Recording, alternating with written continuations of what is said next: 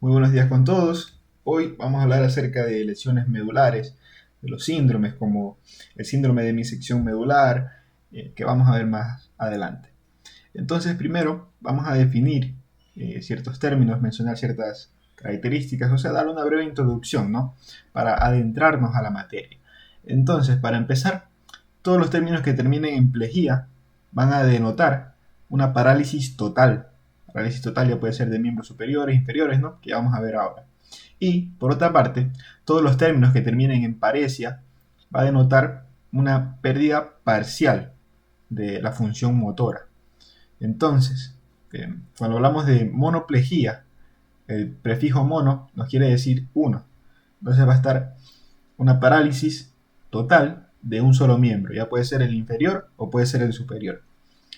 La diplejía, por otra parte, el término di viene de dos, entonces sería la parálisis total de ambos miembros, ya puede ser superior o inferior. Y por otra parte, la hemiplejía, hemi, el prefijo hemi viene de mitad, entonces quiere decir una parálisis total de la mitad de un cuerpo, tomando miembros superiores, miembros inferiores y la mitad, obviamente, del tronco. Y por último tenemos paraplejía, que quiere decir una parálisis total de los miembros inferiores, y cuadriplejía sería parálisis total de miembros superiores y miembros inferiores, y obviamente el tronco, ¿no? Entonces, cuando hablemos de lesiones medulares, sobre todo, vamos a recordar que van a afectar las vías que pasan por el cordón posterior, como el fascículo grácil y cuneiforme, que son encargados de llevar el tipo de propiocepción consciente, la vibración, el peso, la posición y el tacto fino. Por otra parte, tenemos que también se van a encontrar dañando los haces espinotalámicos, los cuales se encargan de llevar dolor, temperatura, tacto fino y presión. Y también las fibras corticoespinales, o sea, el tracto corticoespinal, el cual es el encargado de darnos esa capacidad para realizar esos movimientos finos con las partes distales de nuestros miembros, ¿no? Superiores e inferiores. Ya puede ser tocar un instrumento o con lo que podamos realizar, ¿no? Y por último, hablar también de la división somatotópica de las fibras en los diferentes haces. ¿Esto por qué? Porque ya vamos a ver después que va a haber ciertas lesiones de la médula, las cuales van a poder dañar cierta parte del tracto, entonces se van a dañar la sensación a diferentes niveles, ¿no? Entonces, del tracto espinotalámico vamos a tener que se va a disponer en sentido medial a lateral de las fibras que vienen de la porción cervical, la porción torácica, la porción lumbar y la porción sacra. Lo mismo pasa con el tracto corticoespinal. De sentido medial a lateral van a ir las fibras que vienen de la porción cervical, torácica, lumbar y sacra. Creo que no lo mencioné, ¿no? La disposición somatotópica quiere decir nomás como que se disponen en orden las fibras que vienen de un lado, vienen de miembros superiores o miembros inferiores. Entonces, en el cordón posterior vamos a tener esto que ya vimos, pero invertido. Las fibras que vienen de los miembros inferiores, niveles sacros y lumbares, se van a ir disponiendo de medial a lateral en un sentido que va a ser primero las fibras sacras, las lumbares, las torácicas y las cervicales. Entonces, para comenzar, vamos a ver uno de los síndromes creo que más fáciles de aprenderse, que va a ser el síndrome de sección medular total, el cual, como su nombre lo indica, va a ser por un daño total de la médula espinal, un corte de la médula espinal. Entonces, esto puede ser causa de herida de bala, herida de arma blanca o algún tipo de lesión traumática. Y entonces tendríamos un daño total de todas las vías que pasan por el cordón, por la sustancia blanca, inclusive el daño total de la sustancia gris. Entonces, clínicamente esto se podría denotar como una parálisis bilateral, porque dañamos todo el lado. Bilateral quiere decir en ambos lados, o sea, una parálisis bilateral, una parálisis espástica por daños de los tractos corticoespinales y extrapiramidales, una pérdida total de la propiocepción consciente y una pérdida de la termalgesia, que es llevada por el espinotalámico lateral. Y esto es importante porque de aquí a 2 a 3 niveles medulares inferiores se presenta la pérdida del dolor y temperatura.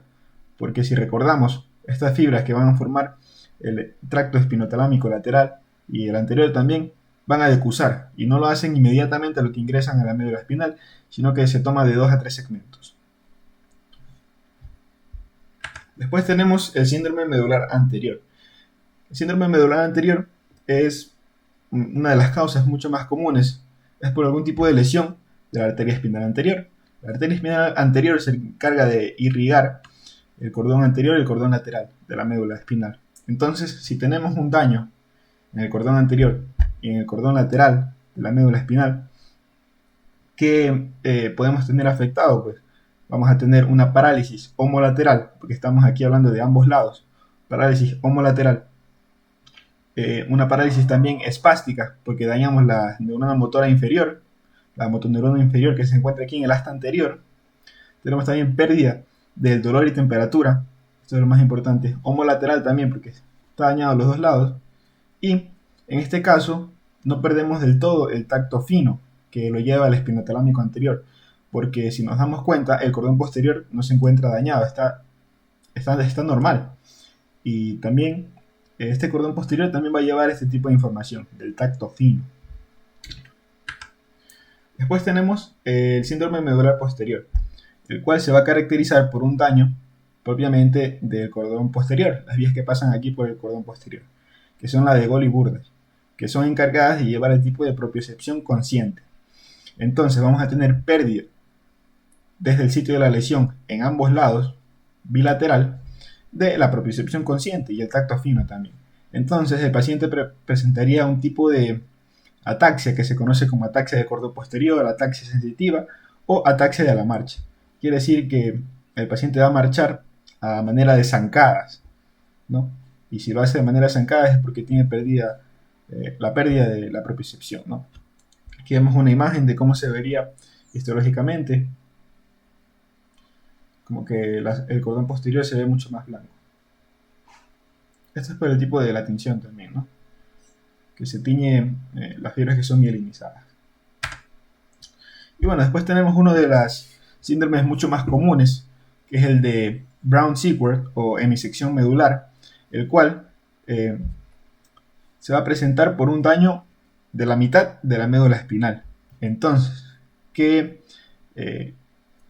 tractos vamos a tener implicados? Los del cordón posterior, el córtico espinal, espinotalámico lateral y de la sustancia gris, lo importante, las motoneuronas, que se encuentran en el asta anterior. Entonces, ¿qué va a pasar aquí? Vamos a tener una pérdida total de todas las sensaciones en el nivel de el daño de la lesión. Si tenemos un daño, por ejemplo, aquí a nivel de L1, tenemos un daño total de todas las vías en L1. De aquí, por debajo de L1, en sentido homolateral, o sea, del lugar donde es la lesión, vamos a tener daños de una parálisis espástica, o sea, el daño de motoneurona inferior, pérdida también de lo que viene siendo la propiocepción consciente, porque estamos dañando el cordón posterior. Y si recordamos el cordón posterior, las fibras que ingresan lo hacen del mismo lado, ¿no? Entonces tenemos daño homolateral o ipsilateral, que es lo mismo, del cordón posterior, una parálisis espástica ipsilateral, y también tenemos pérdida de, bueno, ya lo dije, ¿no? Pérdida de la propiocepción consciente. De aquí, los daños que son contralaterales, o mejor dicho, contralaterales del otro lado, van a ser la pérdida del dolor y temperatura de los tractos espinotalámicos. ¿Por qué? Porque ya lo expliqué al inicio, ¿no? El otro lado de la médula espinal va a estar intacto, entonces las fibras que ingresan de este lado, como decusan, lo hace de 2 a 3 segmentos medulares, no se van a encontrar dañados.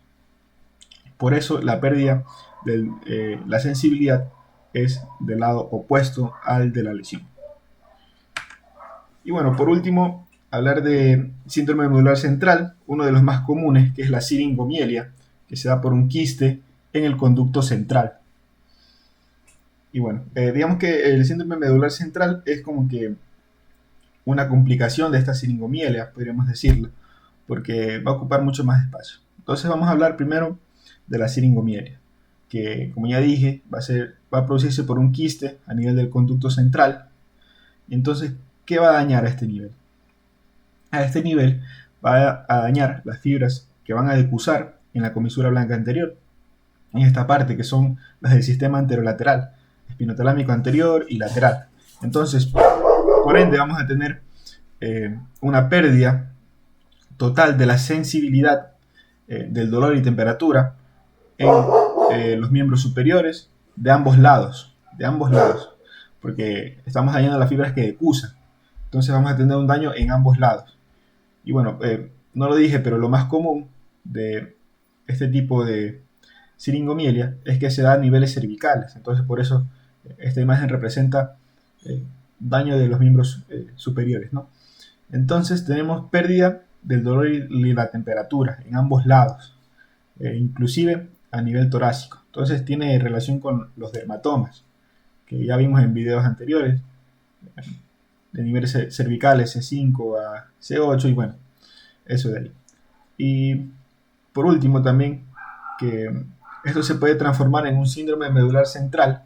¿Por qué? Porque como podemos observar, si no se la trata, puede extenderse mucho más, tomando parte del cordón lateral y el cordón anterior. Y si recordamos, en el cordón anterior y en el cordón lateral, vamos a encontrar vías corticoespinales y vías espinotalámicas. Entonces, ¿qué podría ocurrir? Podría ocurrir que se pueden llegar a dañar partes que vienen de niveles cervicales, porque si recordamos la disposición somatotópica de estas fibras, son primero niveles cervicales y torácicos, al igual que el corticoespinal, cervicales y torácicos.